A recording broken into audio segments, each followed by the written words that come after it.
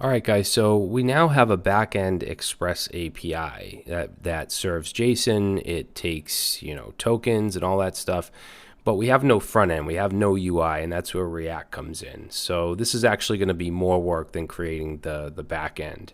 Now, to get these to work together, there's many different things you can do as far as development. What I like to do is use something called concurrently that will basically allow us to run both the backend server that's running right now on 5,000 and the front end React server. Okay, so it'll basically allow us to run both of those with one command. So I'm going to go ahead and just stop the Express server here and clear this out. And before I do anything, I'm going to install React. So remember, we can use npx, and we're going to say create -react -app. And we want this to be in a folder called client. Okay, so it's going to be in this file structure inside a folder called client. That's where everything that is related to React is going to live.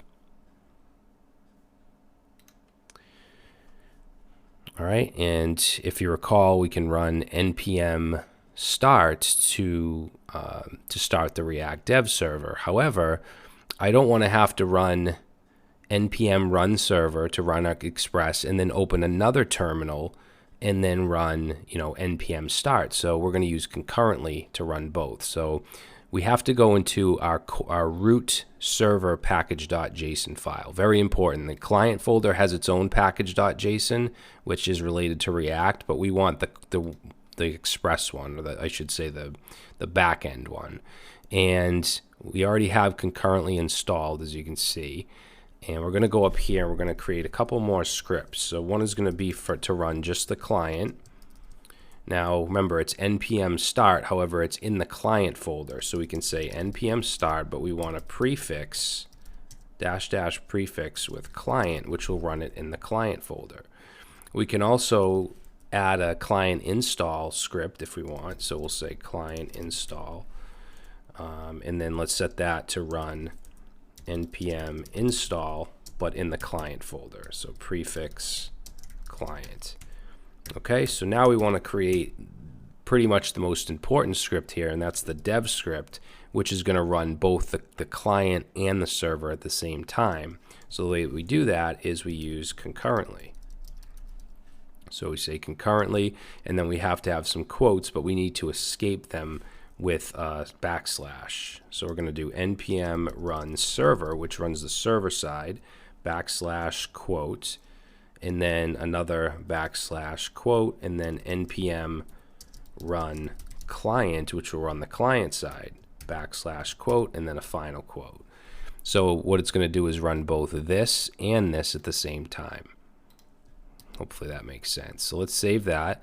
Now, before we run React, there's an important step we have to take when building a full stack application like this. In our client folder, which is the React app, we want to go to that package.json, which should look like this. And we want to add what's called a proxy, because when we make a request to our back end, I don't want to have to do HTTP localhost 5000 /API / whatever. I just want to be able to say /API whatever. So we can do that by adding a proxy. So we'll go under this browser list option, or whatever the last option is in your file, and add a proxy. And let's say HTTP localhost port 5000. So since we're adding that as a proxy, we shouldn't have to type this in when we make our requests with Axios, which is what we'll be using. All right, so let's close that up. And now let's try our dev script. So we'll go ahead and do npm run dev from the root. Okay, so it's starting the node server, MongoDB connected, and now it's starting the React dev server. Okay, so now we have React running on 3000. We have our Express app running on 5000. In fact, just to show you, we can go ahead and make a request to whatever, get all contacts, and you can see that we're getting the data, meaning the server's up and running. Okay, so now that we have both of these connected, let's start to work on our React front end.